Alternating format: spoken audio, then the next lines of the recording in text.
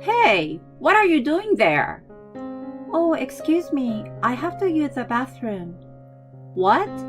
Are you kidding me? You can't use it here. You are a stranger, so go outside. My mother-in-law left me speechless. On the day I visited my in-laws' house for the first time since my marriage, I was supposed to enjoy dinner with everyone, but instead, I was faced with childish harassment. From the first time I met her, I knew that she didn't think much of me. I never imagined that she would go as low as that though. I had no choice but to leave the house and find a nearby restroom. Little did she know that I would later find herself in deep trouble. My name is Gabby, 28 years old. I'm a happy newlywed. My husband's name is Rick.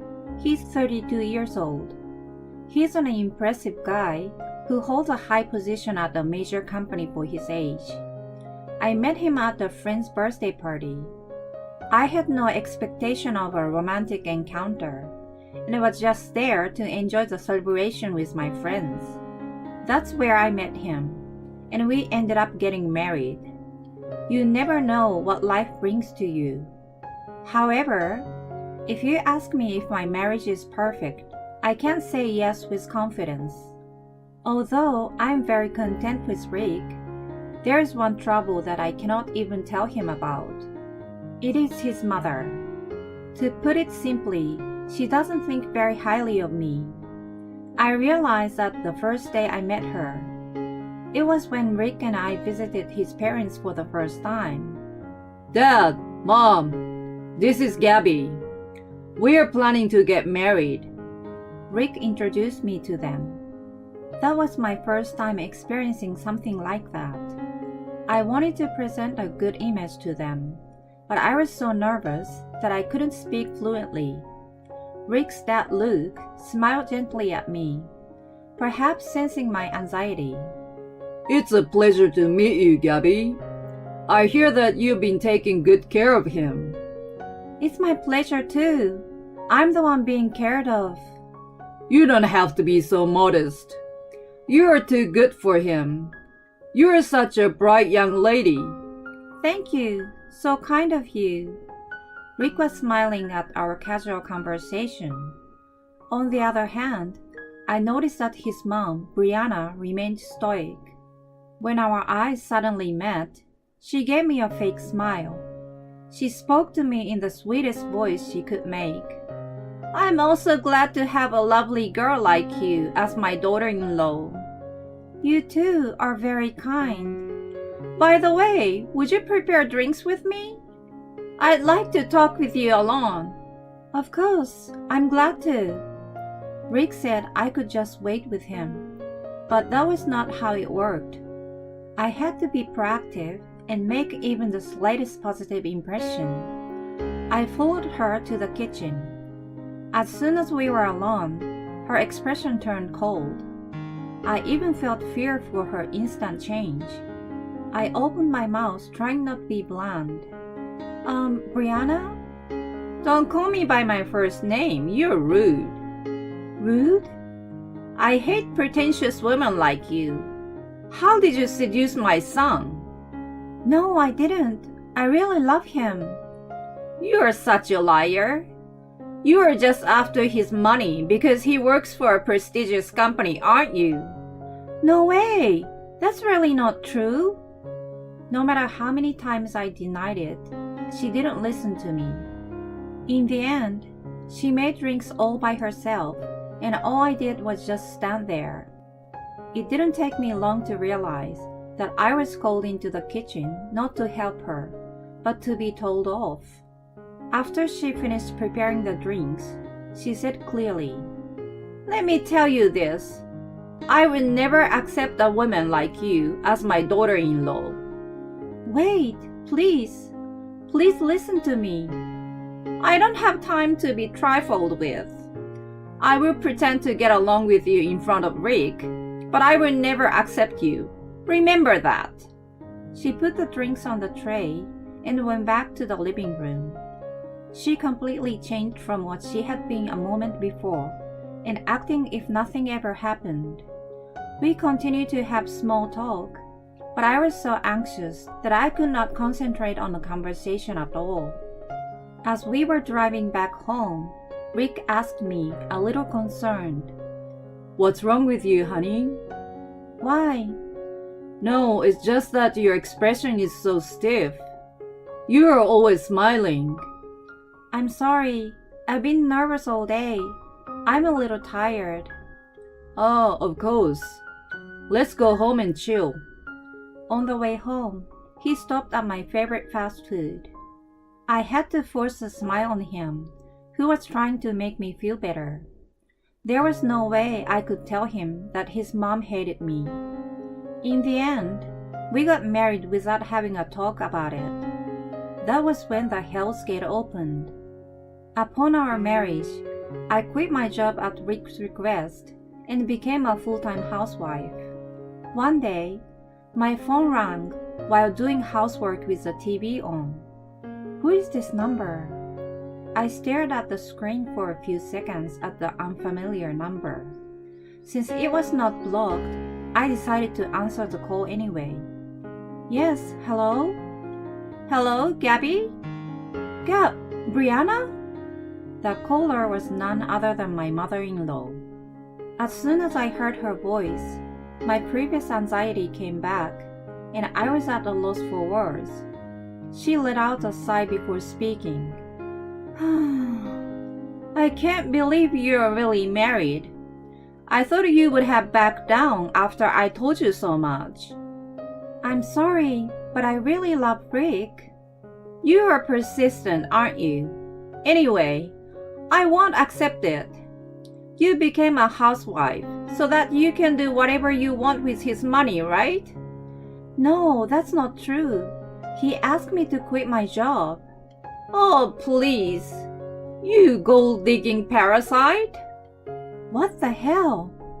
"Listen, if you don't want me to pester you anymore, leave my son, okay?" She hung up on me after that. As the beeping of a disconnected line echoed in my ear, I was tormented by an indescribable feeling. Why couldn't she understand me? I wasn't after money. I married him because I truly loved him. I still wished to have a good relationship with her. I knew she was obsessed with Rick from what he had told me and what I had seen. I had no idea that she would be so hostile to me because of jealousy. Since then, she started calling me frequently. It was always during the daytime on weekdays.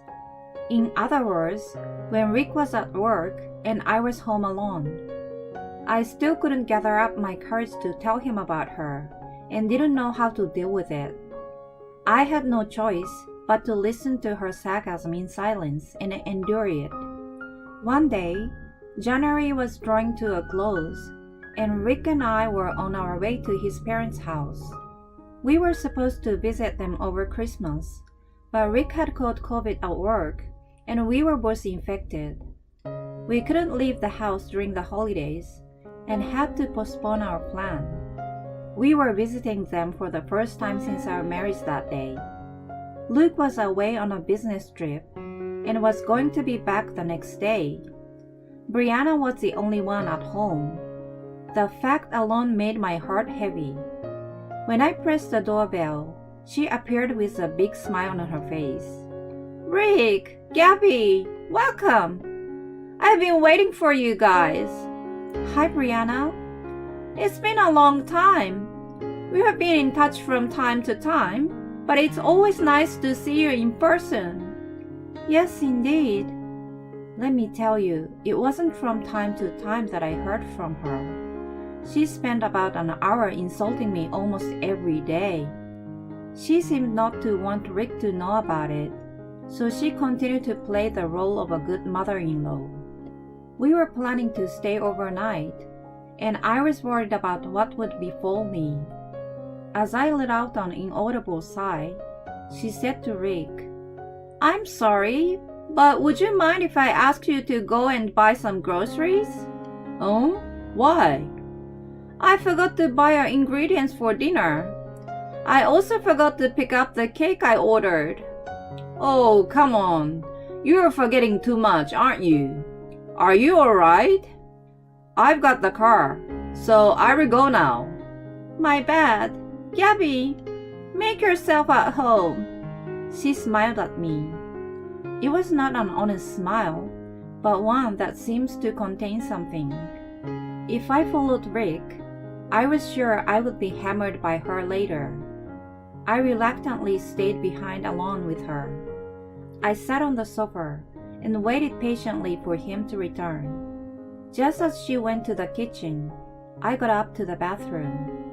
Rick had told me where the bathroom was before. I headed toward it, relying on my memory. As I was about to open the door, I felt a presence behind me. Hey, what do you think you're doing? I turned in the direction of the voice and saw Brianna standing there. Her expression was irritated, and I could tell she was anything but calm. I responded calmly, so as not to upset her any further. Oh, I'm sorry. I didn't excuse myself before I came out. Answer the question. What are you doing? I have to use the bathroom. What? Are you kidding me? You can't use my bathroom. Why not? You are a stranger. Go outside. I feel gross if you use it. She giggled and sussed my reaction. I felt as if my blood drained out of my body. There was no point in trying to get along with her anymore. I became painfully aware of that. I knew she despised me, but I never imagined that she would go as low as that. I couldn't deal with it. There was no way I could build a good in-law relationship with someone like her. I understand. Then I ran out of the house. I didn't know where the shops and restaurants were because I didn't have a sense of the area yet. I could still hold it for a little while, but it couldn't have lasted until Rick came back. Walking aimlessly through the neighborhood, I thankfully came into sight of the town center. I hurriedly went into a public restroom at the train station. As I came outside, I heard someone calling my name. I looked around, but didn't see anyone familiar. Then, I saw Luke running toward me with an arm up in the air. Oh, Luke, I thought you were coming back tomorrow. I finished my work early, and I heard you guys are coming today, so I rushed back. That's great. Anyway, why are you here alone? Oh, well, that's... Seeing me fumble for words, he must have sensed something was up. The smile on his face faded, and he asked me seriously. Gabby, I'm afraid to ask you this, but did my wife do something to you? No, nothing like that. Please be honest with me. When you came over last time, your face was very dark after coming out of the kitchen. I've been worried about you. Well, Luke, I found myself sobbing at his attentiveness.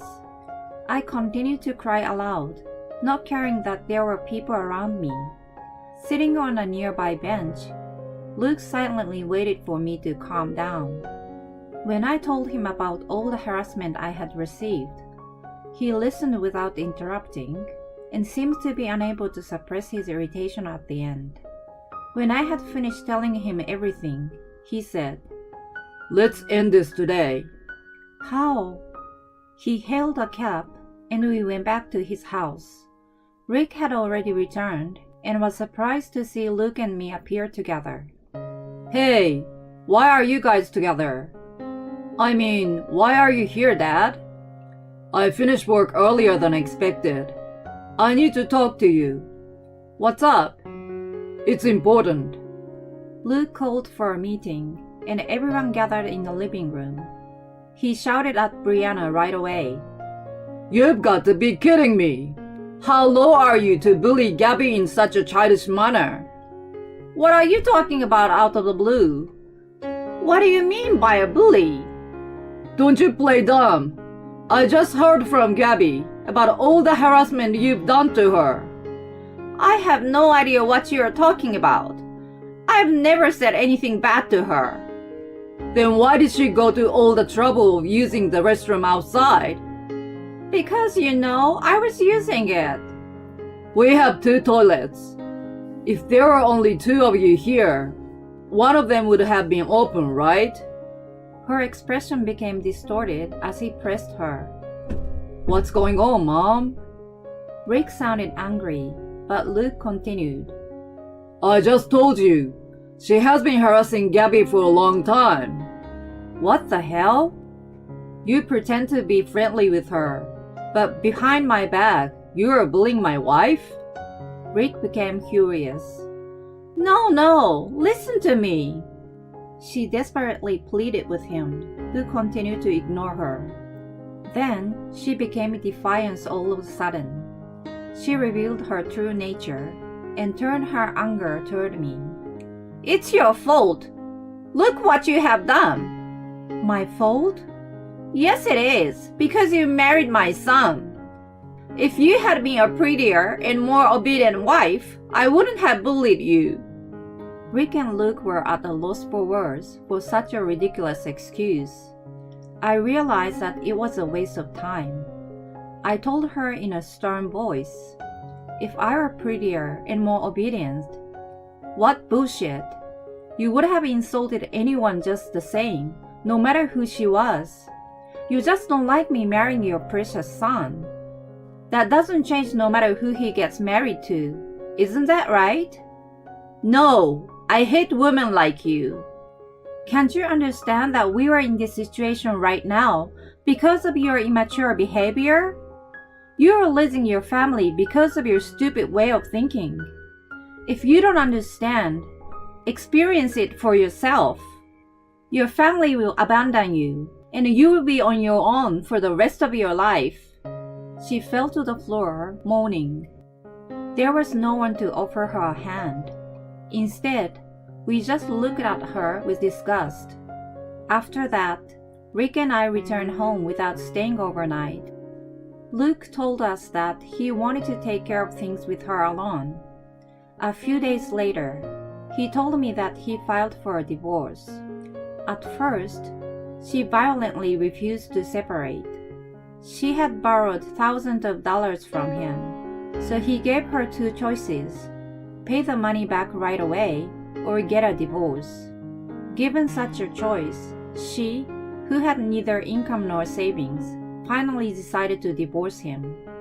She has no place to go, so she is currently working at a factory with staff housing. She is now in her mid-60s, so it must be a hard life for her. This is all her own fault. There is no room for extenuating circumstances. I, on the other hand, have a more pleasant life now that I don't hear from her anymore. I visit Luke regularly, and the 3 of us go on trips together sometimes. Was it coincidence or inevitability that I ran into him at the station at that time? Either way, I can only be grateful to him for believing my story and taking action immediately. I will never forget this gratitude. I will continue to live my life to the fullest in order to protect my happy days. I answered my girl's phone call from my husband on speaker. My male and husband had an unbelievable conversation. I reported to police. Sarah, honey, your father's on the phone for you. I'm putting makeup on right now, so can you put the phone on speaker? Okay. I did as my daughter Sarah told me to and put the phone on speaker and pressed the call button. Hey Sarah, were you able to sleep well? Yeah, I was. That's good then. We're about to start a new life, so until then, you're just going to have to hold out for a little while longer. What in the world is my husband Thomas and Sarah talking about? My husband's voice was very gentle, and I got the sense that he trusts and loves Sarah. I had no idea that my husband has been able to build that much good relationship with Sarah. I looked at Sarah while I thought that to myself. Then, Sarah put her index finger to her mouth and instructed me to be silent. I did as I was told and kept my mouth shut, and my husband started to say something really unexpected. My name is Kate, and I am a 40-year-old housewife. I met my husband Thomas at a blind date. Thomas and I were the same age and hit it off right away, and since then we began to go out on dates as a couple. We got along pretty well and we ended up getting married. We had a child right after we got married, and our daughter Sarah is now 15 years old.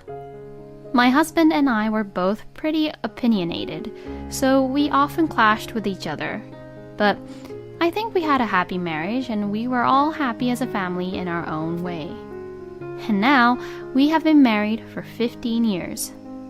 I thought that I would continue to be with my husband for the rest of my life and that we would watch our daughter grow up together. For your next wedding anniversary, are you guys going anywhere? One day, Sarah began to ask me that question. I'm not really sure and nothing's really decided yet, but I would at least like to have a nice dinner with your father. Wow, that'd be very nice. You and Dad is going to dine at a fancy restaurant with a pretty night view, right? Well, I don't know if it's going to be like that, like when he proposed to me, but I'd love to go to a nice little restaurant. Aw, how nice! I'll be home alone, so you two should have fun. Thanks. As I talked with my daughter about all this, I was anticipating what my husband would do for our anniversary. But no matter how close our anniversary date was getting, my husband never mentioned anything about our wedding anniversary. Could it be that Thomas is planning to surprise me with something? It's our 15th anniversary this year, and maybe he has something really special planned for us. If so, I won't bring up the subject of our wedding anniversary to him. I waited for my husband's action as I went about my usual routine.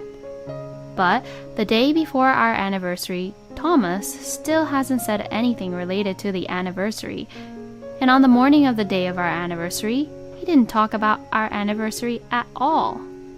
As usual, he looked really sleepy while eating his breakfast. Well, I'm off. Oh, hey, what are you doing today? I asked Thomas, unable to resist. It was because I was indeed anxious that nothing had been said so far by Thomas.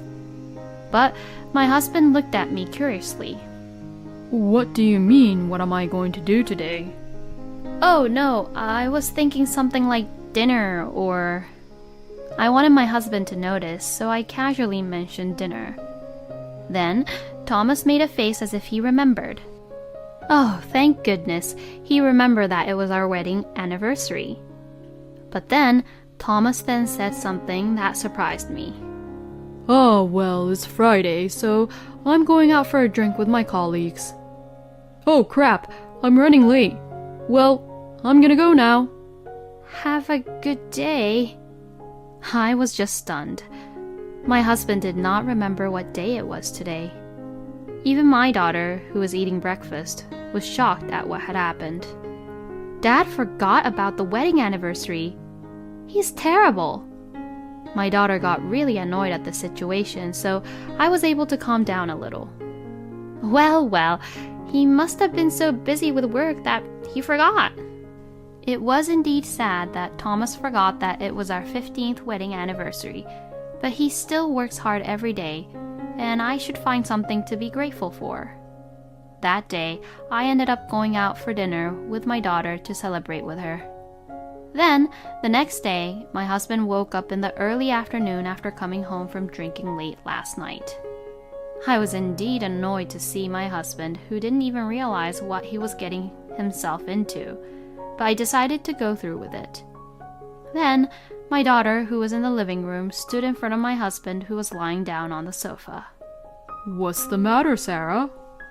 My husband looked curiously at his daughter, who suddenly stood in front of him. Sarah looked angry and began to say this. You forgot that yesterday was my mom and your wedding anniversary, didn't you? Wedding anniversary? To what Sarah said, Thomas had finally remembered. Oh, was that yesterday? His reaction seemed to make Sarah even angrier. What the heck, Dad? It was a special day to celebrate the 15th anniversary of you and Mom's wedding. Oh, has it been 15 years already? My husband's very cold attitude made me even angrier. How could you be so calm about it? Normally, shouldn't you feel more sorry about that? When I said that, my husband instantly made a disgusted face and became upset. Huh? Why am I the one being told that from you? I'm tired from working every day. How am I supposed to remember every single anniversary and whatnot? If you wanted me to celebrate so badly, why didn't you tell me earlier? I was just fed up at this situation by this point. My daughter seemed to be even more annoyed by my husband's comment and argued back at him. Normally, you should be the one to also remember better and prepare a surprise or something, right? You know nothing about how women think. Oh my god, shut up. What is up with you two? That's enough. I'm just gonna go to my parents today. Saying that, my husband angrily packed his bags and went back to his parents' house. What is up with Dad? Whenever something happens that I don't agree with him about, he immediately goes to Grandma's place. My daughter seemed to be unable to stop her anger even after my husband left, and she was complaining. I was indeed disappointed by my husband's attitude this time. We did have fights in the past, but honestly speaking, Thomas had never been so unreasonable and annoying like this before. Since then, my husband's attitude at home has become much colder. He doesn't even join in conversations with my daughter, and he often comes home late nowadays. He went back to his parents' house every weekend, and it has become a habit for him to stay over. My husband's attitude is continuing to be like that, and I am gradually growing tired of it. But about 3 months later, for some reason, my daughter started to get along with my husband. Sarah, do you want to go to Grandma's house with me again today? Yes, I want to. Okay then, let's get ready. Sarah began going with my husband to my parents-in-law's house on weekends and began to act like she missed them more than me. My mother-in-law, Lily, had always bullied me once I became Thomas's wife, so at one point, I stopped showing up at Lily's house at all. My daughter didn't really like Lily either, and she was extremely angry with my husband on what happened with the wedding anniversary, so I wondered what was going on with Sarah. Normally, I would be happy to see my husband and daughter getting along, but I felt as if my husband had taken my daughter away from me, and I felt somewhat lonely. My husband and I had almost stopped talking to each other at this point, so the comfort level at home for me depended on my daughter and which side she was on. When my husband is at work, my daughter interacts with me normally, but when he is home, she talks to him all the time. It's not that she treats me badly, so I don't mind, but I can't help but envy my husband. But then, something surprising happened, and that happened one day on a holiday. My husband stayed at his parents' house as usual, and my daughter, unusually, was at home with me. In the midst of all this, my daughter's phone on the table rang. I looked at the screen and saw that it was from my husband. "Sarah, honey, your father's on the phone for you."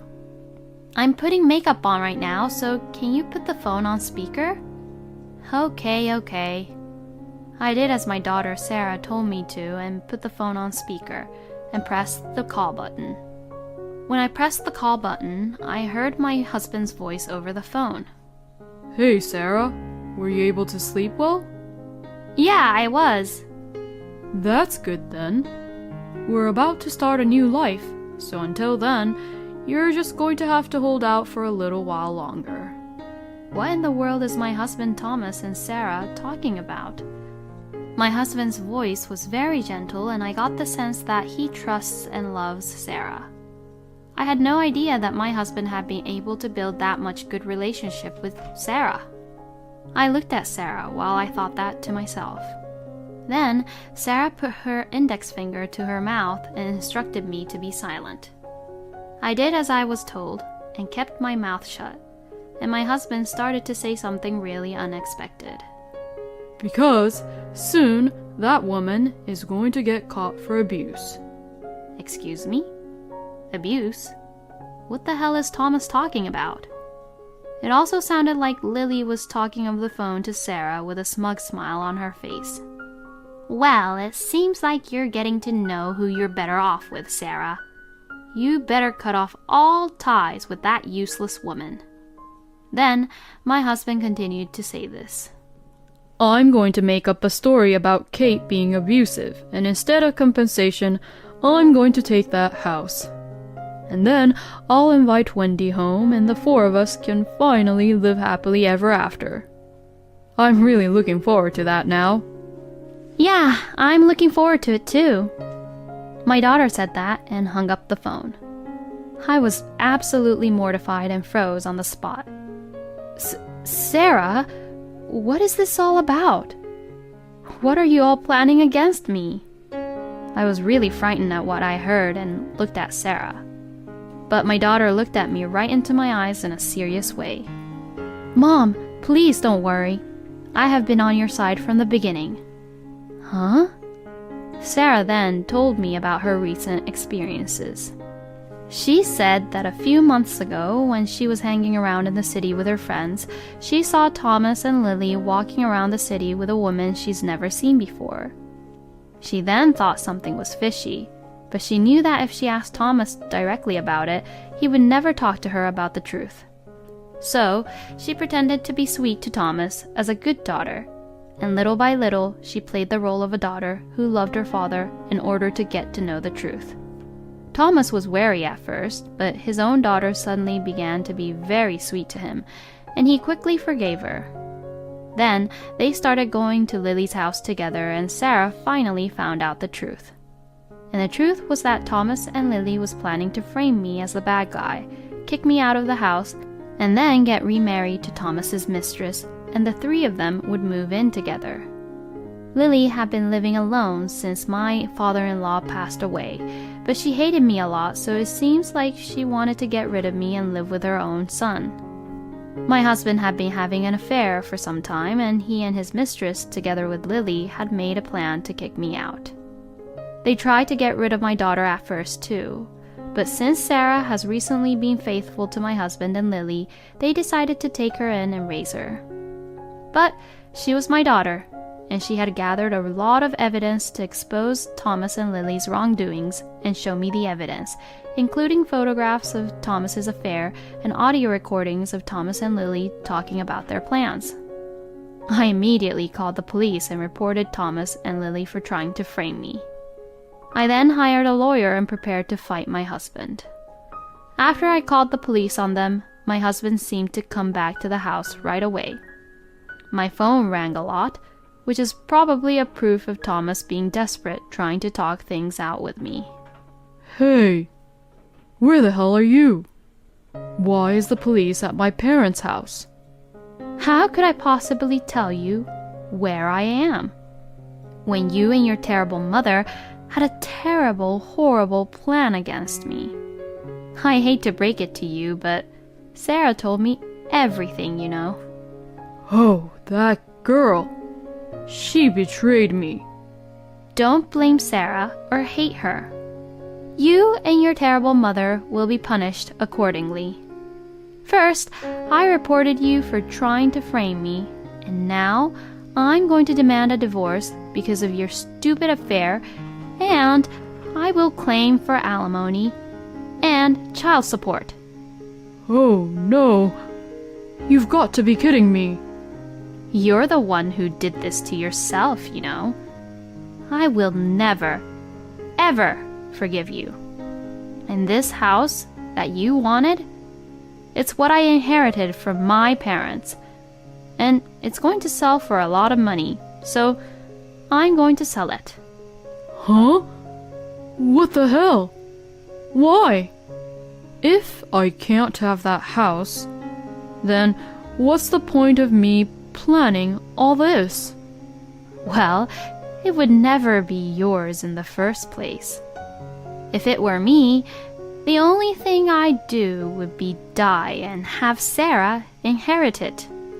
But I don't want you to take it from me, so I'll sell it. Anyways, I don't trust you anymore. I'll discuss this with my lawyer and claim what I said I would do. Hey! Wait a minute. My husband was still saying something, but I ignored him and hung up. Then, through my lawyer, I demanded divorce, alimony, and child support from him. Then both Thomas and his mistress had paid me the alimony. As for the child support, Thomas would pay, but he would pay it in installments. Since then, Thomas was in a huge debt and could not afford the house, so he was dumped by his mistress in the end. Moreover, the mistress was one of his colleagues at the company he worked for, and the mistress reported to the company that she was treated badly just to get back at Thomas. And he became known as the sexual harasser who would also give power harassments, and was then demoted and transferred to a very local branch with very low pay. Lily also seems to be avoided by her neighbors because all the neighbors found out about this incident, and now she's known as a terrible woman who tolerated her son to have an affair and tried to get her grandchild to go along with a horrible plan of framing me to be abusive when they were the ones being abusive. As for me, I purchased a new house and started living with my daughter. I can only thank my daughter for protecting me and being on my side this whole time. I will continue to live happily with my daughter while supporting each other as a team. Thomas and Lily are truly horrible people, but Sarah was truly intelligent for doing so. I hope that Kate would live a happy life together with Sarah from now on. Thank you for watching until the end. Please subscribe to our channel. We hope to see you in our next video. My mill doesn't serve me dinner at a birthday party, calls me a demon, and tries to splash me with holy water. I'm the only one who doesn't get a cake at the birthday dinner. You are a demon, not my family. You're a malevolent entity that needs to be driven out of the house immediately. We should throw holy water at her and recite St. Michael's prayer. Let's drive the demon disguised as a daughter-in-law and bring peace into our home. What the? Wait a minute. You've got to be kidding me. My mother-in-law grabs the bottle of holy water with great enthusiasm and turns to face me. Her eyes are blazing, and it's as if she's possessed by a demon. I'm sure she's unaware of her own ugliness. Sean, Jason, help me. The cry for help is ignored. The father-in-law and my husband silently clutch the rosary. Oh no, do you all hate me that much? I've endured the daily bullying of my mother-in-law and have done my best with the housework. Today is September 29th, so it's a perfect opportunity to do this. You should be thankful that I let a demon live among us for a little while. She raises her arm in the air, and I squeeze my eyes shut involuntarily. Hey, what are you guys doing? I open my eyes slightly to see the cause of her panic. I see everyone's looking at her, and the story goes back some time ago. I don't mean to brag, but my husband Jason and I are so in love with each other. He's a gentleman, although he's a little too serious. He understands that I tend to get absorbed in my work and takes very good care of me. He's a really good companion. We got married a few years ago and finally bought a house at the end of last year. It's a bit of a headache though when I think about the mortgage, But I'm happy because I felt like we have really become a family. My relationship with my father-in-law, Sean, is excellent. Like Jason, he's serious and a bit careless. He's now retired, but when he was a business person, he was admired by many of his colleagues. His hobby is traveling, and he often sends us fresh produce from the countryside. He often compliments that Jason is lucky to be married to me. I feel tickled every time he does. The problem is, hello Jason, it's your birthday coming up, and I'm coming to your house to celebrate. Mom, you don't have to come over for every event. We just saw each other last week, remember? What are you talking about? We are a family. We should be together all the time. I suppose Erin won't feed us well, will she? I groaned at her high-pitched voice leaking out of the phone. The only problem in my happy marriage is my mother-in-law, Megan. I've been subjected to criticism and harassment like this from the very beginning, and it's gotten worse over years. She barged into my house unannounced, says that it's not tidy enough, and starts cleaning on her own.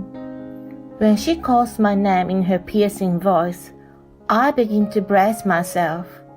Jason says that she's had a very peculiar personality since he was a child. She used to be a tiger mom, locking him up in his room and making him study. She was also a very economical person, or rather a cheapskate. She was so stingy that she hardly bought him toys. In the past, she was so frugal that she did not celebrate any holidays and events. When Jason mentioned to his friends that his family didn't particularly celebrate Christmas, it spread in the neighborhood. After that, she became morbidly obsessed with any events. When I asked him how she came to be like that, she answered with disgust. She has relatives who are well off, and they are all highly educated. She's jealous of them. Huh? Is that the only reason? It's ludicrous, isn't it? I think she sees you as an enemy because she has a complex about her low education. I did graduate from an academically well-known university. That was the result of my efforts. I worked my butt off to get accepted there. I don't deserve to be resented for that. There's no way I can tell her this straight out, though. If my relationship with her deteriorates, Sean will be affected too. Jason would not feel good about it either. I'm sorry that she's been hard on you. No, it's not your fault. Even though she is a strange person, I only see her a few times a year. I thought it was bearable until recently. She has been making direct remarks to me more frequently than before.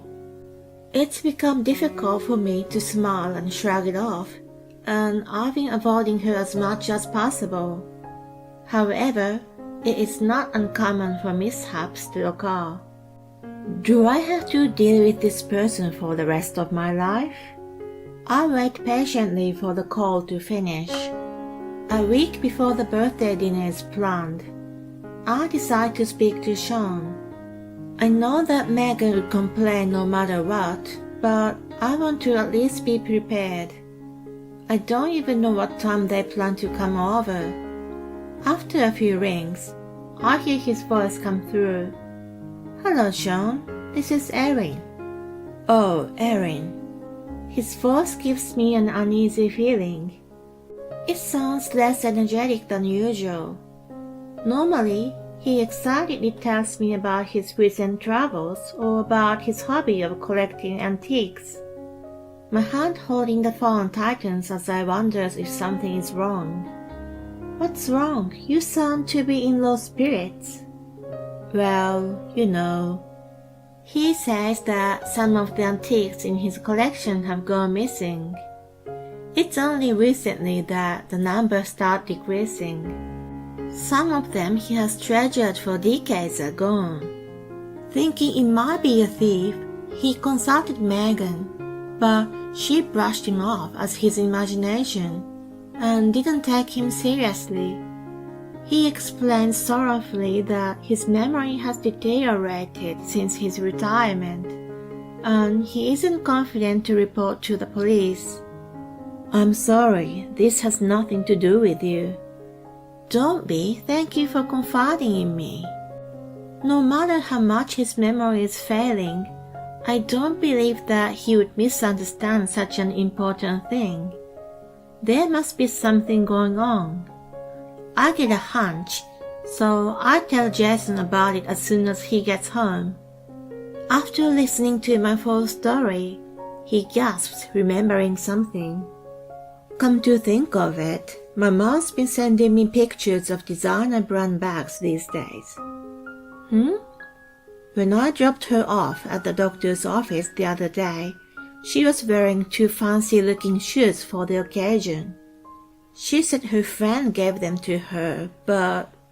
He stops changing from his suit and looks up at the ceiling thinking about something. A few days later, what he's been thinking becomes clear. It's so late. As I wrap up Jason's supper, I look at the clock and see that it's already 9 p.m. He's gone to his parents' house in the morning and has not returned yet. I've sent him texts, but he hasn't even read them. I'm worried that something's wrong, so I'm about to call him. Then I hear the front door open. I rush to the front and find an exhausted-looking Jason standing there.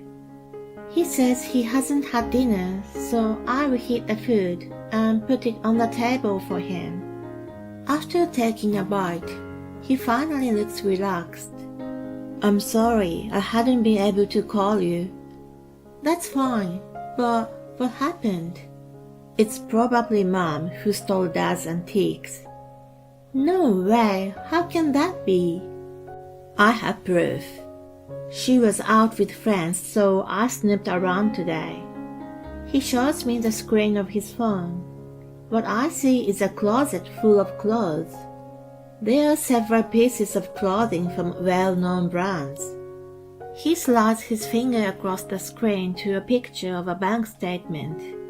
I see Sean's name as an account holder. Is this the only balance he has? Yep. Apparently, my mom spent the money. When I told my dad, he wasn't surprised. They've already experienced something similar before. Jason's toys, gifted by his dad and relatives, kept disappearing. It used to happen so often, but when he asked his mom, she kept denying it. Instead of helping him find them, she told him, "If you have time to play with your toys, you should study. Get into a good school and let your mother enjoy the luxury of life." She kept repeating these things to him. He listened to her at first. She told him to study, but she did not allow him to get a tutor or buy him reference books.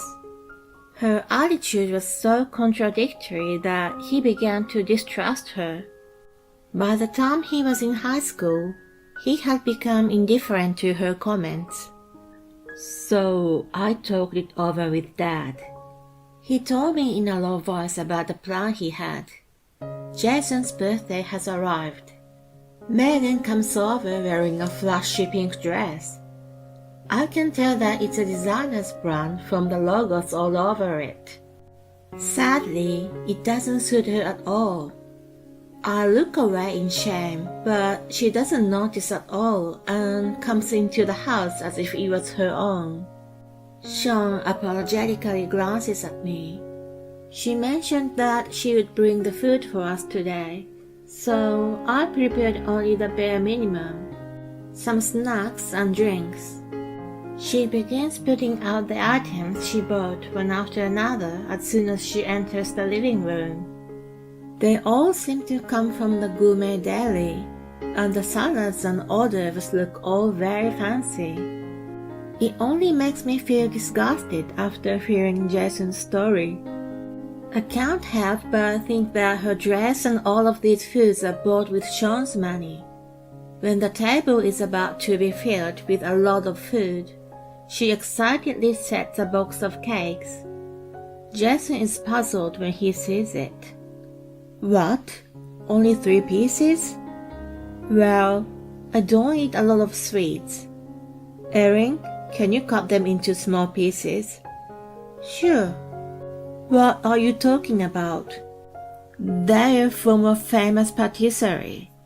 It was hard to get them. Anyway, there are only 3 people in the family.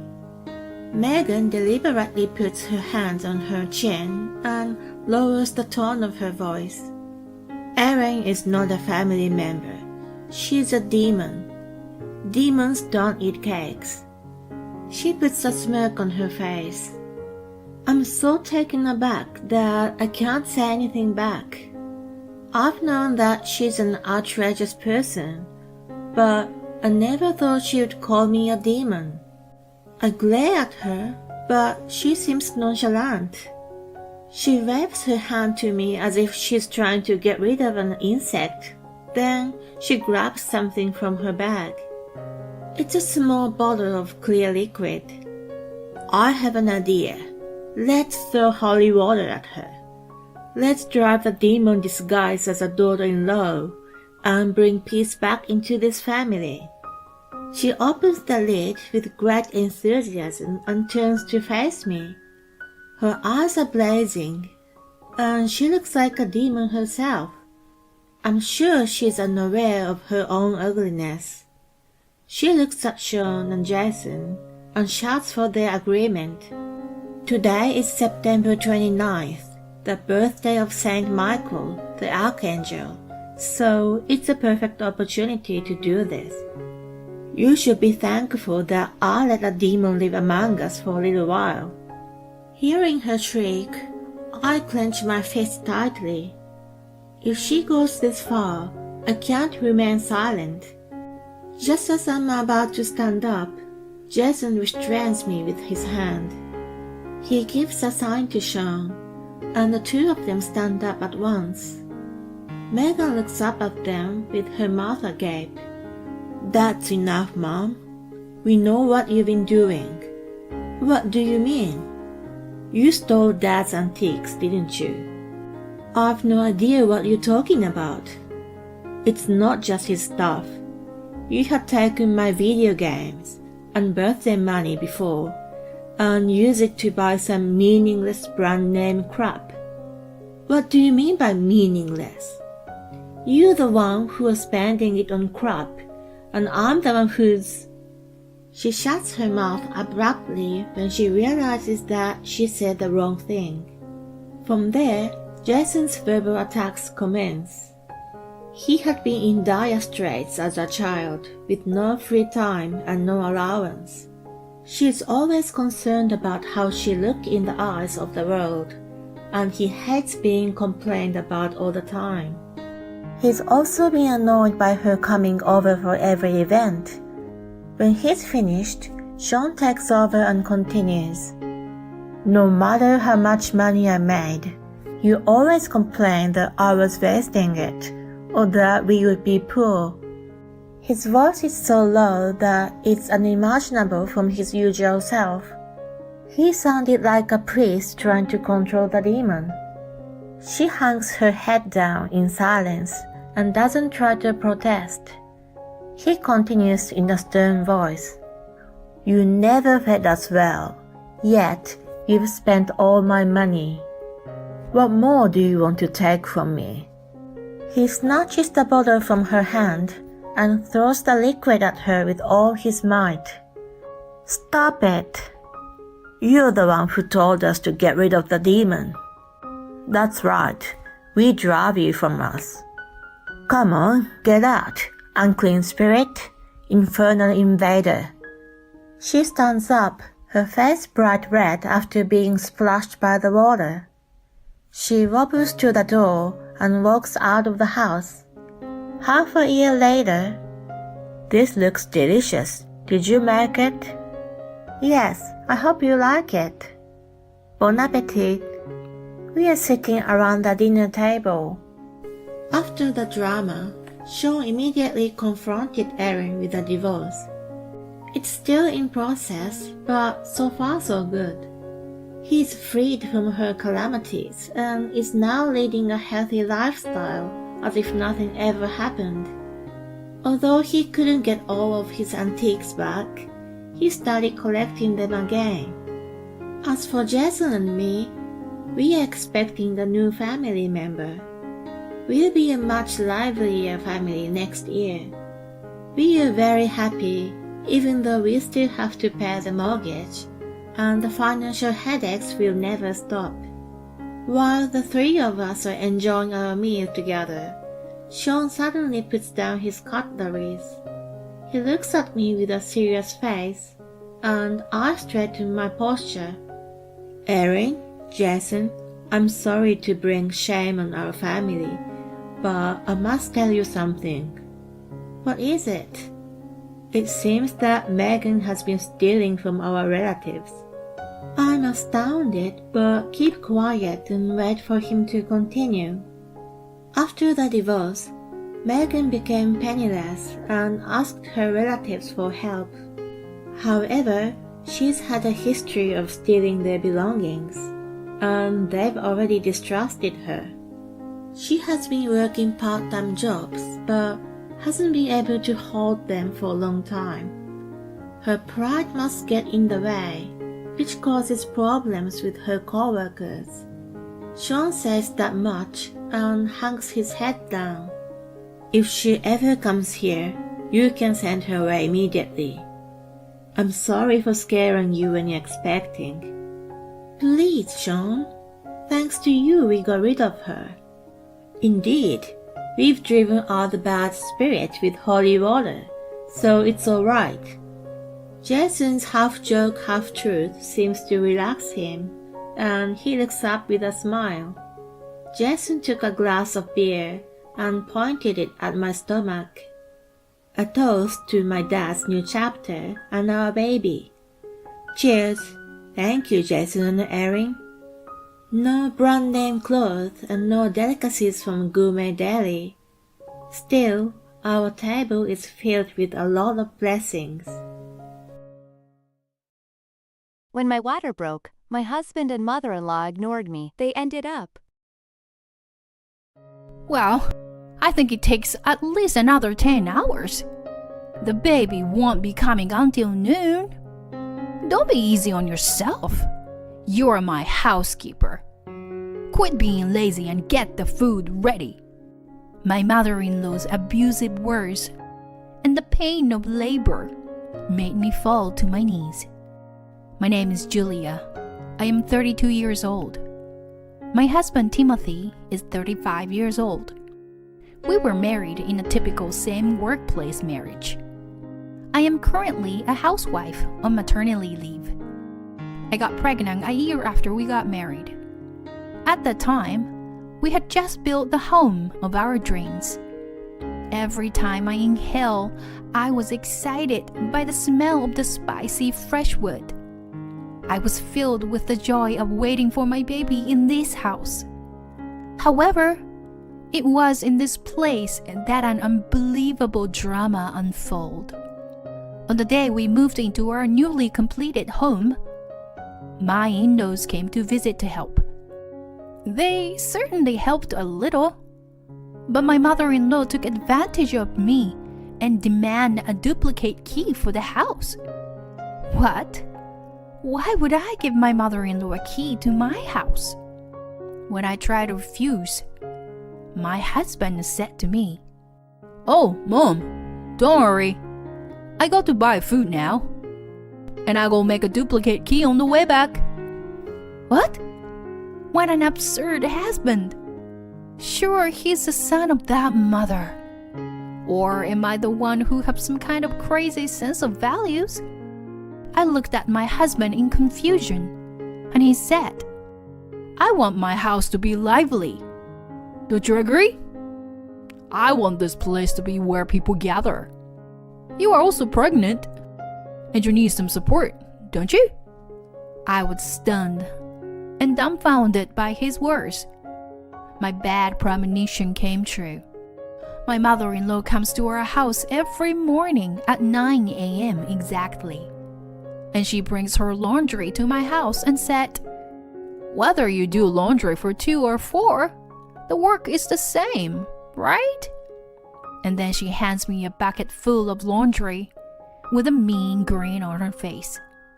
And while I am doing the laundry, she says, "Is breakfast ready yet?" I asked my mother-in-law with suppressed irritation. "Didn't you eat at home?" "No. I only made my husband eat. He has to be up early in the morning for work. But I have time, so I decided to have my morning meal here." "Huh? What do you mean, morning meal?" "My husband usually has coffee and toast for breakfast. I just have a bite of some of his leftovers and that's it. But since my mother-in-law comes over, I have to add salad and soup to the menu. My mother-in-law calls it a special morning meal, and she always demands it on weekdays morning. And my mother-in-law eats lunch at our house too. When it comes to dinner, she says that infamous line again. Whether you're cooking for 2 or 4, the work is the same. Just more ingredients." My mother-in-law, using the same logic as the laundry, would bring home half of the food I cooked in her Tupperware. One day, after about 3 months of living like this, I've been cooking for everyone every time. I was wondering, could you prepare dinner once in a while, please? I fearfully asked my mother-in-law to prepare dinner.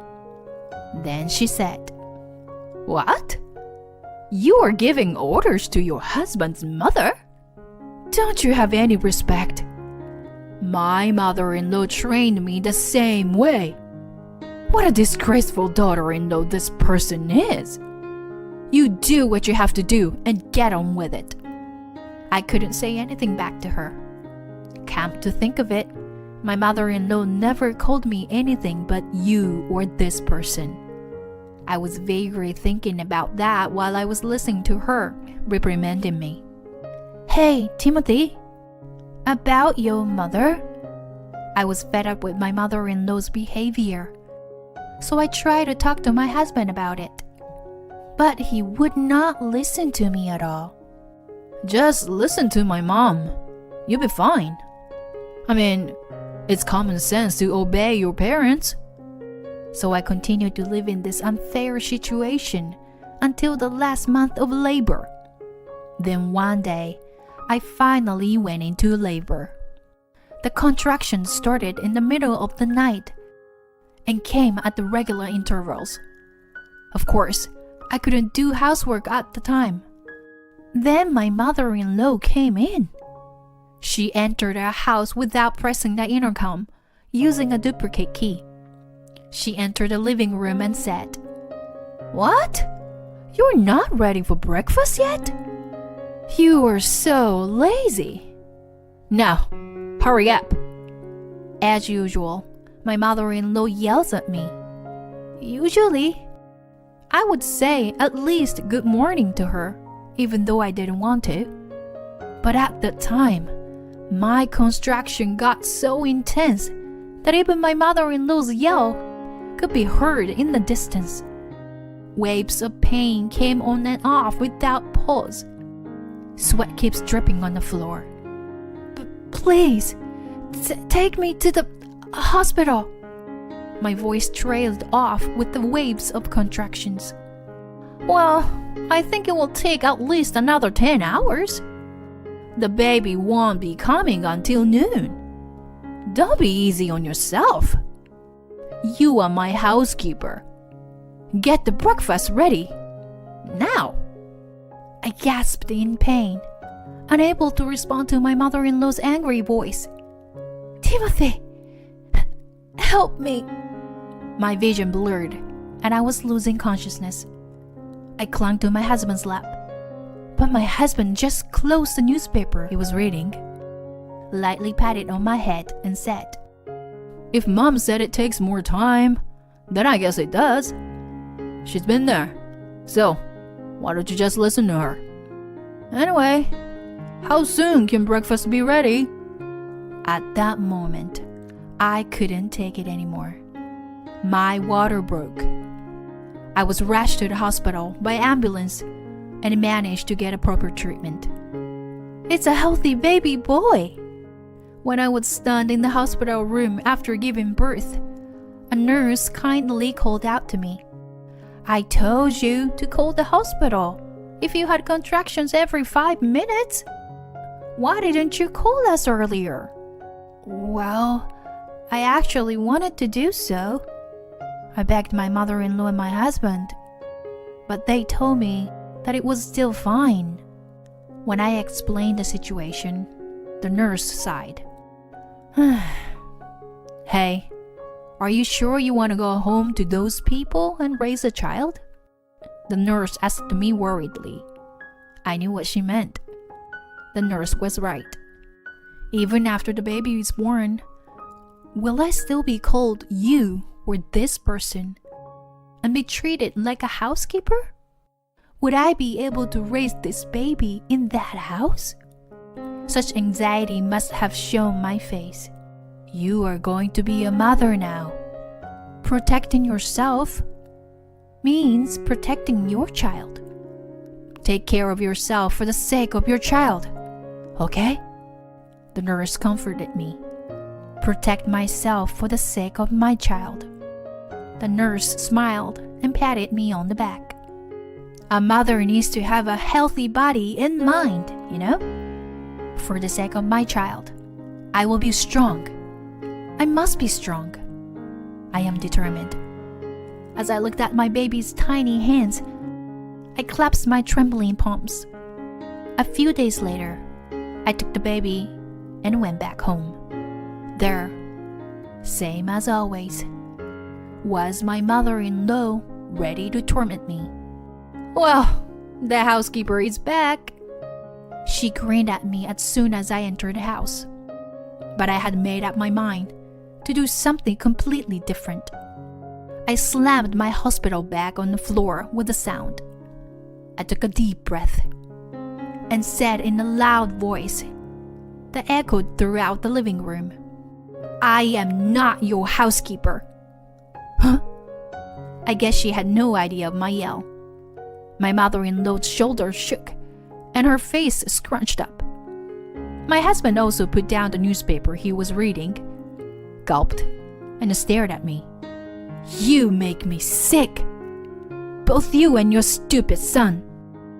You decided to give me another 10 hours of that labor pain, and I ended up in an ambulance? I pity you that you don't have a shred of common sense or humanity." I was surprised to hear my voice come out like that. Silence ruled the living room. I would not be silenced anymore. I would not be dictated to. I will protect my child, and I will protect myself as a mother. With these words, my revenge began. The next day, my husband took off to work. He hadn't spoken to me since yesterday. Did he think it was wrong to treat me like his mother does? Or was he surprised that I was suddenly snapped? I didn't know what my husband's true intention was, but he ate a piece of toast as usual and left. After he left for work, I had an hour before my mother-in-law came. In the meantime, I called the locksmith. I called them to change the lock of the front door, of course, so my mother-in-law wouldn't enter with the old key. At 9 a.m., as expected, I heard a rattling sound try to open the front door. The doorbell also rang repeatedly. I can hear she keeps banging the door roughly too. "Hey, Hugh! Why the door wouldn't open?" I heard my mother-in-law yelling, "This is enough! Quit jogging around! Hey, you hear me?" Without hesitation, I called 911. Yes, trespassing. A police car came right away with sirens. Soon, my mother-in-law's yelling had stopped, and they were asking her about what was going on. The police officer asked me as well, so I said I had no idea. After a while, the police took my mother-in-law away. I went back to the living room and enjoyed my tea. The baby cried, so I fed him. The baby's skin was squishy and cute. I couldn't stand it. If my mother-in-law soiled this precious new baby. After 8 p.m., I heard the sound of somebody trying to open the front door again. The doorbell rings again and again. Hey, what is this? What's going on here? My husband called me on my phone. I changed the locks. I couldn't stand your mother, so I banned her from the house. I told my husband coldly. Huh? What are you talking about? Did you forget? I told you I want this house to be where people gather. I want a quiet house, and I want a house where my family can feel at home. I've given you what you wanted all this time. Now it's my turn to have what I want. I don't want to raise a baby in this environment. I told my husband what I wanted to say. What? No, you can't. Besides, my mom had been helping you, hadn't she? Great. He really doesn't understand anything, I said to my husband in disgust. No, she'd been nothing but a nuisance to me. I will never forget how your mother treated me. For your information, I'm going back to work after my maternity leave. It's perfectly fine with me if I don't see you for the rest of my life, you know? I'm gonna tell your colleagues that you made me work until my water broke. After I told him so, I hung up the phone. Then I heard a car engine. So I guess he had given up and was headed for his parents' house. I went back to the living room, watched TV, and fed the baby when he cried. And I fell asleep with my baby in my arms. As I expected, I got a call from my father-in-law the next day. Julia, I'd like to know what happened. What made you so angry? You were such a calm and gentle person. What happened? I guess my wife and son must have done something terrible to you, correct? My father-in-law was upset on the phone. I never want to either of them in this house again, especially your wife. I will visit you there this weekend. See you then. I said to my father-in-law that and hung up the phone. It's a confrontation, me versus my husband and mother-in-law. But I have a baby to protect. I can't lose. And so, I took the baby and headed for my parents-in-law's house the weekend. Well, it's so cute. I quickly brushed aside my mother-in-law's hand on the baby. Don't touch him. Ever. You sent me to the hospital in an ambulance. My mother-in-law's eyes went wide, and she flinched at my words. What? You surprised?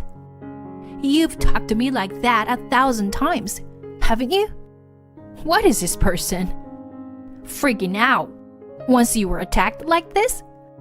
I replied violently, imitating her words. Ambulance? My father-in-law was stunned, as if he had never heard of it before. See? I knew they hadn't told him about the ambulance. Your wife almost killed me. The contractions were so bad, so I asked for help. But they ignored me. She even called me a housekeeper and ordered me to make breakfast. My water broke on the spot, and I was rushed to the hospital, almost losing consciousness. I went straight to my father-in-law. Jesus Christ! My father-in-law's hands were trembling. My counterattack continues. It all started the day after we moved into our new home. I laid it all out for him, literally everything. That she came to my house every morning to ask for breakfast, calling it a special morning meal. That she brought her own laundry and made me do the laundry every time. That she made me cook all the dinners and brought them home in Tupperware. She had me do this kind of thing until my water broke, in pain. I didn't even know. I was at work early in the morning, and I had no idea. My father-in-law's shoulders slumped in disappointment. But I once had a suspicion that I was eating the food you made. My father-in-law said in a voice that sounded as if he was trying to be squeezed out of him. For 40 years of marriage, I've been eating my wife's food.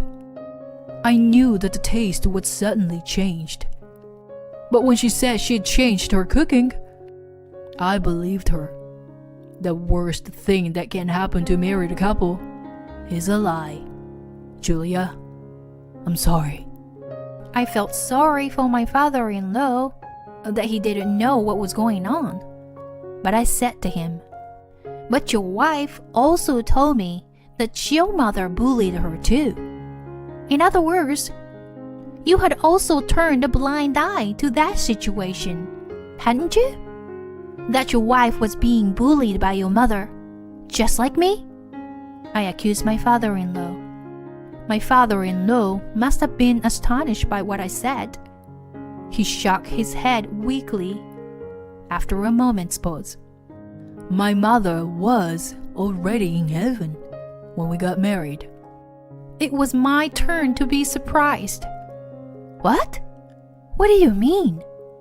Yes, my mother-in-law made up the whole story. Does that mean that you were deceived by your wife and I was sacrificed? Is that correct? My father-in-law dropped his gaze at my question. That's what it would look like. I could see the regret on my father-in-law's face. I gave my mother-in-law last words. This person came to my house and treated me like a housekeeper and abused me under the name of daughter-in-law. I would never be able to raise a child in such a ruthless living environment. Hey, you hear me? I'm talking to you, you lying bitch. I'd forgotten how to call her anymore. It's enough to call this woman whatever, like she's been doing to me. And my father-in-law followed me. Yes, my wife's lies and behavior are unforgivable. But my son is also to blame. Said that, my father-in-law turned the tables on my husband. Neither my husband nor my mother-in-law could say anything. You are both an evil influence on my baby's development. If I protect myself, I protect my baby. I'm going to end this now to protect my baby. I held out the divorce papers I had prepared for them. And after a while, I went back to work. My ex-husband had already left the company. I guess he was afraid of being exposed to gossip. Furthermore, my ex-mother-in-law was divorced from my ex-father-in-law. I guess his sense of justice was strongly provoked by his wife's constant lies and the bullying toward me.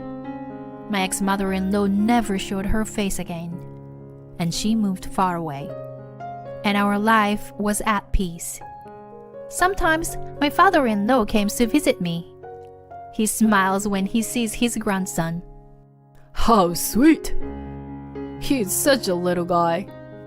My son cackles when his grandfather holds up his favorite toy. I want to protect this little cute smile.